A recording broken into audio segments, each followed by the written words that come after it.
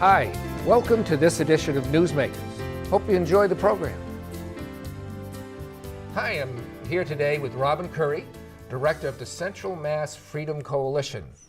And Robin is one of the leaders in Massachusetts and New England in the fight against human trafficking. And you really accomplished so much. We wanted to talk about some of the elements.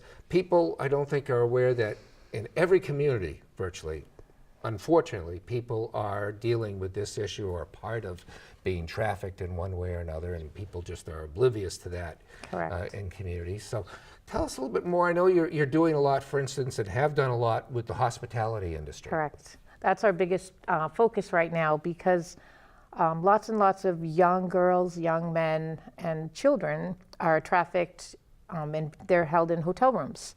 And we discovered this when we did the 500-mile walk through New England.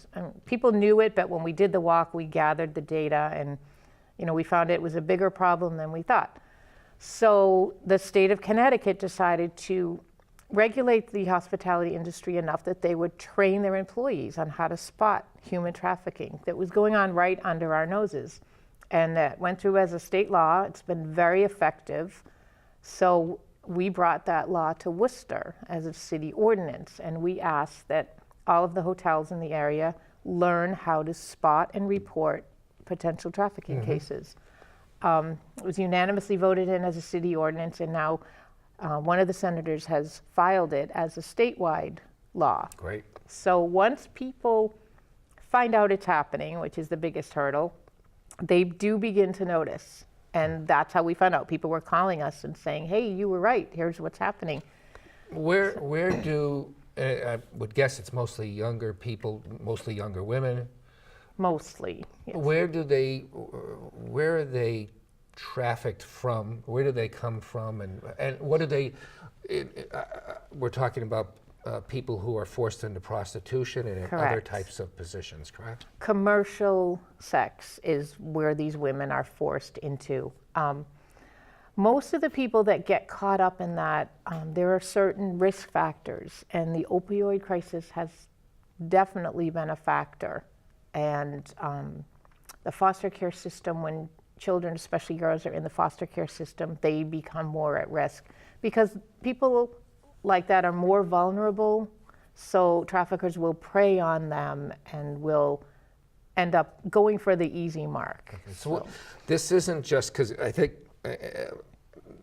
people have an impression that we're just talking about the young people who are brought in from outside the country in containers and then sold, to various ways. That's a part of it, that but the bigger part of it's our own. Here in our country, people right here, there are thousands and thousands of people have been identified as caught up in this lifestyle with no way to exit. Okay. It's owning another person is what it is. But the person could be somebody from Shrewsbury, Worcester, Framingham. It could be your niece, your nephew, your son, your daughter. It doesn't They find have themselves getting moved from one city to another and not really knowing where they are. Even some people, I've talked to survivors who didn't realize they were being trafficked, and they found themselves in Maine or in Florida, and all of a sudden realized what was happening to them and had no way to escape that or to exit. Wow. So that is why one of the focuses is on hospitality industry, because they're set up in hotels and motels, and then through various online. Through advertisements online, the people that are going to purchase sex from these people will answer the ads, and they'll show up at those places. Okay. So that makes a lot of sense that hotel and motel owners and staff would be in a great position to figure this is going on. They're in the perfect position. And nobody wants to see that happen when you're on staff. And no business owner wants that going on in their business. Sure. So these are legitimate businesses that do a good job. I travel for my job. And once the discovery was made that this was happening, the hospitality industry has wanted to partner with us and wanted to set something up where it would be easy for them to figure this out. So we can go in now and spend an hour and a half or 2 hours training the staff on what to look for and what to do. Wow. And again, I want to emphasize that we're not just talking about people who brought out into the country. This is local young people who are caught up, Right. particularly through drug use, and then they get caught up into something. And if like you this. go on to the Truckers Against Trafficking website, there's a whole list of videos and documentaries that they've made to show people that this is an American crisis. See, and I think people have a different view. They're talking about Right. people brought into the country. And so we have to educate people over and over and over, and that's what we do. And it Sure. works. So Tell me more about the truckers, because I know that whole Right. industry's been a big part of what you do. they have. The truck stops are also an area where traffickers would bring girls and force them to knock on the truck windows and provide services to these men and return the money back to whoever is controlling them.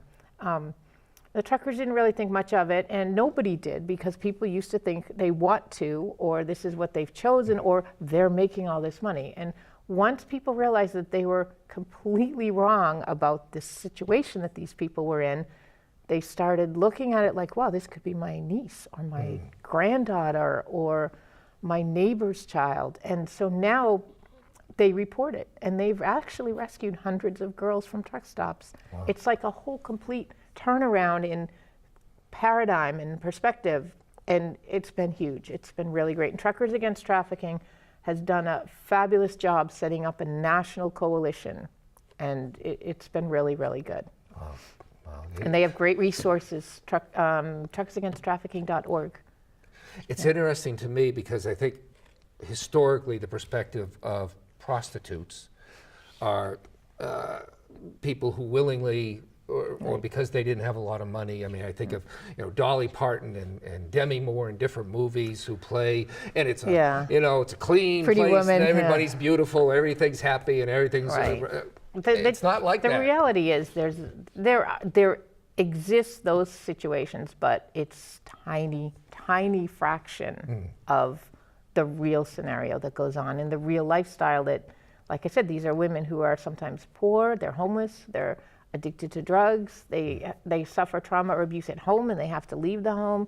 They're vulnerable, and that's exactly what this is. This isn't a girl growing up and saying, well, I'm going to do that as soon as I'm old enough. Nobody wants to do that, no. We only have a couple of seconds left. How would somebody who wants to get involved with your organization in this, how do they contact you? They can contact me on Facebook through the Central Massachusetts Freedom Coalition. Okay, great. And that's where I manage everything from. Super. All right. Well, thank you so much. And this is it's not a happy topic to talk about, but it's so prevalent. People are kind of unaware, I think, unless they choose to be kind of aware. I always say this, now that we mentioned it, people will start to notice. Yes. Great. Thank you so much. Thank you. Hi, I'm here today with Worcester County District Attorney Joe Worley. Hi, Matt. Thanks for coming by and sharing some information with everybody who views the program today. Thank you. Thanks for having us. Not a happy subject that we're getting into necessarily, but one of the first things I wanted to talk to you about was you're doing a lot with alcohol and drug programs, both prevention and how you see, I know constantly in the news is how difficult it is to prosecute for drug use while driving. So given all that, where do you want to start? Well, yeah, we do have a serious problem. Maybe our biggest social problem right now is opioid addiction. And whether it be prescription pills, whether it be heroin, whatever people are using and abusing, we lost just under, the statistics came out recently, we lost just under 2,000 people last year due to opioid overdoses. It's a 4% drop, but it's still very concerning because we have an increased use of Narcan. Narcan is an antagonist that goes out that the police, that the first responders, the fire, the EMTs use.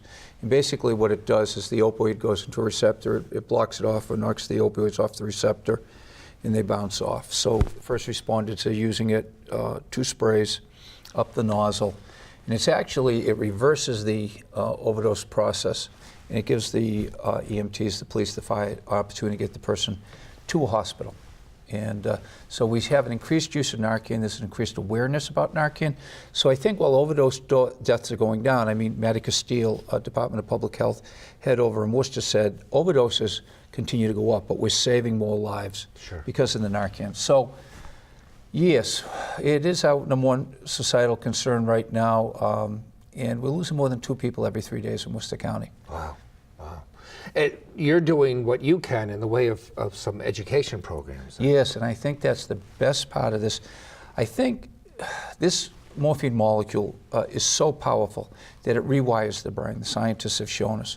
So that when a person gets hooked, whether it be through a prescription medication or heroin on the street, you know, because basically it comes from the same molecule, the morphine molecule, what we know is it's so hard to beat it. So I ran on a theme of preventing crime, preventing problems 12 years ago. And one of the things that we do is we're in the schools every day. We have an evidence-based program called This Is Not About Drugs. And we've presented in Shrewsbury, presented all throughout the county to 7th and 8th graders. And what they do is they learn something about the morphine molecule and the dangers that it presents. They take a quick test, then watch a 15, 20-minute video, and the video talks about morphine, it talks about opioids, it talks about Oxycontin, Percocets when you get wisdom teeth out, all of these different things. But what it does do is it educates the young child, the young adult, so that they get an awareness and information is provided to them so that they can make smart choices. And then they take the test again, and you know, the evidence, that's where the evidence-based part comes in, and it shows that we present to 7th and 8th graders and they get an awareness and understanding about the morphine molecule, which we hope helps them immeasurably. And it's one of the programs we present, along with texting and driving, bullying, which is our number one most requested program, sexting, internet predators, safe dating, things. We've presented over to 500,000 people now with regards to those programs. Yeah. Wow. Bullying is a big problem? Bullying is our number one most requested program. And it's different now because of the online bullying. We ask the kids, why is it that this smartphone causes us to do such stupid things? And we try and make them aware of the golden rule, try and personalize it so that we don't have them saying things about people if they wouldn't want it said, for example, about other members of their family or themselves. Golden rule, golden rule, golden rule. Sure. And it seems to sink home because often when we ask a child, why did you do that? And they'll say, well, I thought it was funny. You and I have an interaction, but with the phones down, that's all you see all day is everyone's heads down on the phone. Yeah. They don't see that interaction, and it's caused us a lot of problems. Yeah, that's it, the anonymity of it in some sense. Yep. It makes it easy. Maybe, I mean, online, as you know, I'm sure people can be so nasty and vicious, and it's like they feel freedom because they're not in front of anybody who's responding to them. Yeah, and there's a danger there. You can tell if I'm happy, you can tell if I'm sad, but online you just don't know, and whether you're being appropriate, inappropriate. And you know, we tell kids if you think there's a problem with what you're sending out, don't send it out. You know, wait 24 hours. If you're taking a picture, for example, as well, and you can't put that picture on the refrigerator in your kitchen, don't send it out on the internet, because what we do know is there's no such thing as delete. Delete's temporarily getting stuff off the phone, but when we, for example, have our worst crimes, what we're looking to do is to get into a suspect's phone to find out where they were, what type of pictures they've taken, where they've been, things of that nature. But delete is only temporary. Delete doesn't mean delete. And kids are surprised when they hear that. Yeah, and that's the truth. I think adults are too. Yes. That things just don't just go away into thin air. They're out there forever, and they're in your phone. Well, forever. Facebook has made advertisements out of people's postings and put them up on pictures on billboards over in Europe. Families were surprised to see their picture up on a billboard.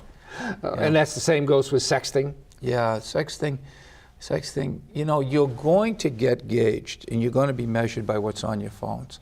And we tell kids, you should be measured by what's in your heart, not what you put on the phone. You don't want to be denied a government job, a loan, housing, schools, because of what you have on your phone. And more employers and schools are turning to the phones, turning to the social media pages, whether it be Snapchat, Instagram, Facebook, to see what a person is putting, because they feel it's representative of who they are. Sure. And again, a lot of times it isn't. A lot of times people respond, they take chances. Young people might have impulse control problems. You just got to be so careful. It's interesting as an employer where you would draw that line, though. Yes. So that you best, as you said, if you wouldn't put it up on your refrigerator door, maybe you shouldn't put it up online. No, absolutely not. And we only have about a minute left. Texting, one of my pet peeves. As you go around the roads, which get increasingly scarier to navigate, because you've got people texting on the phone, paying attention to anything except, and then they're aggressive to boot, and then you have more people, having problems with substances too. But texting, how do you? We do a presentation also at the schools, and we show examples of people who've been in accidents. We show serious accidents. We show some videos, and it's not a scared straight type program. It's just to let them know life can change in the blink of an eye. The hardest part of my job is talking to people in pain. And we try and get them to realize we have deaths every year now because of people taking the riders off the road. And we give them the example. For example, on the highway, it might take you 3.5 to 5 seconds to text something out. You put you down, face down for that amount of time on the highway. You've traveled the length of a football field in 3.5 to 5 seconds. When would you ever drive and close your eyes for 3.5 to 5 seconds? You wouldn't. Yeah. And also, again, golden rule. Would you want someone texting and driving with your family coming in the opposite direction? Yeah. And it's a real problem. It's an epidemic. And that scares the hell out of me. What do we do about it? Can we make a law, pass a law finally that says no texting? And there is a law. It's illegal. And kids under the age of 21, young adults under the age of 21 aren't even supposed to have a phone, any use of the phone, whether it be on the phone or of course texting and driving. And we just bring the awareness and the presentation out there. But we're seeing tragedy after tragedy. I think we even have to do more on the prevention end, and we have to ask ourselves at some point, where does it stop? Where does it stop? Because it's not just kids. No, it's adults too. We tell the kids to go home and tell their parents, if you love me, Mom, if you love me, Dad, don't text and drive. Well, thank you for sharing some not always upbeat, but the prevention programs are. So I think that's a great thing that you're doing. It is great because juvenile delinquency complaints, by focusing on the juvenile court in Worcester County, they're down by 57%. Working with the police, working with social agencies, Boys and Girls Clubs, YMCAs, Girls Inc., Audubon Society, keeping kids busy 3 to 6 after school, working with all our partners has brought juvenile delinquency complaints down the last 12 years since we've gotten into office. 57%. Great. That's super. It is. That we're going to talk about, have you back and do another show about just that. Great. Love to. Thank you for coming, and we'll be right back. Hi, I'm here today with Robin Curry, author of Pray Without Ceasing. New book, and would love the idea, what we've talked about in the past about what you've got in the book. Tell me a little bit about what Pray Without Ceasing is all about, which would seem to be self-evident in some ways, but tell me more about the book and what prompted you to write it. Pray Without Ceasing is actually a verse from the New Testament in the Thessalonians. And I was inspired to write the book because I've always loved to write. And it was kind of a journey of a bunch of empowerment topics that I decided to write about. I made a list of 24 empowerment topics, and I used scripture as sort of my springboard. But from there, I researched all these topics, and I learned a lot about Eastern philosophy and how there's overlap with Christianity. And I just learned a lot about these 24 topics. And the book ended up being a resource for anybody who either struggles with or wants to learn more about or wants to help somebody with these topics or issues. And they're only positive. I had a list of good topics and negative topics, and I decided to not write any of the negative ones, only the positive ones. Okay, well, for instance, give us an example. What? Okay, so there's a chapter called Generosity, and it's all about generosity and what the word means, and I've created an original concept called the 12 Restorations, and it's 12 things you can do to develop and exercise your generosity. And not only that, but on each chapter I wrote an original prayer and I wrote a mantra. And the mantras are 5 words or less. So if you take the book today, like I just opened it up, the first chapter obviously is prayer. At the end of the chapter, and they're pretty short, is the daily mantra. And you say the mantra over and over. And I explained in the introduction what the mantras are all about too, because it's empowering and reprogramming your brain to a new positive way of looking at things. Okay. Yeah. So.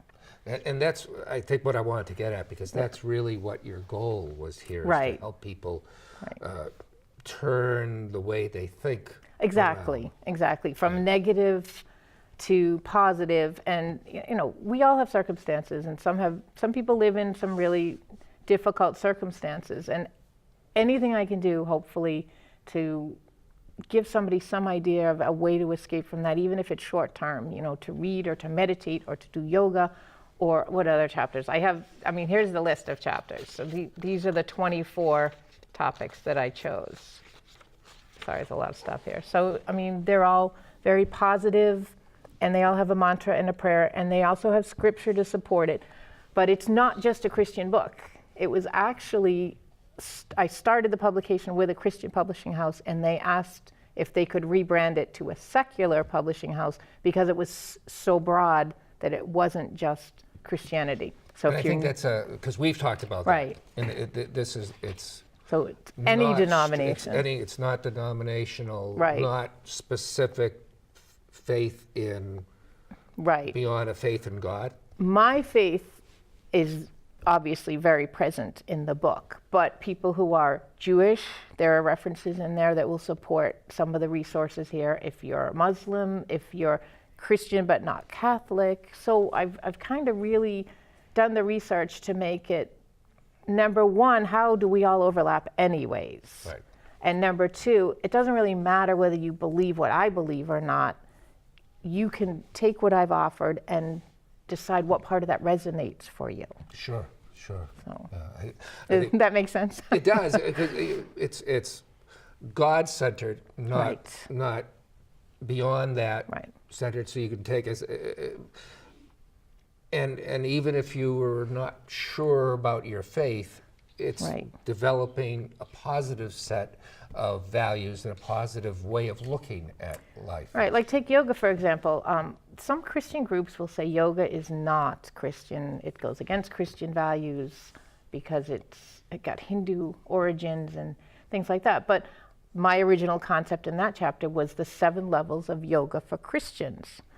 And so it starts out with, it's a stress buster. It's a good workout. Meditation improves your brain function. And it goes on from there. So wherever you're comfortable, without any religious or spiritual association, there are ways to do yoga because there are tremendous benefits. Right. So that's one of the chapters. And everything has an original thing that I kind of made up about the topic. Oh, that's great. So. That's great. Well, I would say, where can people get the book? Everywhere. Barnes & Noble, Amazon. I will have a website set up soon. And I have an author page on Facebook, Robin P. Curry. So pretty Great. much. But go to Amazon or go to Barnes & Noble. Yeah, pick up the ebook, hardcover, or this is the soft cover. And the artwork, I have to do a shout out. My niece drew this, and these sort of represent the 7 chakras. Oh. So there's a lot of mention and description of the chakras in there, which are being more and more accepted, no matter what faith you have, as a physiological concept. Oh, So that's cool. Candace Curry Myers drew that for me. Great, So, great. All right, so there you are, Amazon, Barnes & Noble, and other places. Pick up the book, Pray Without Ceasing. Essays and God Winks. There we go. All right. Thank you very much for Thank joining you. us. Hoping that we treat everybody today with respect, tolerance, and kindness. Thanks for joining us. Till next time.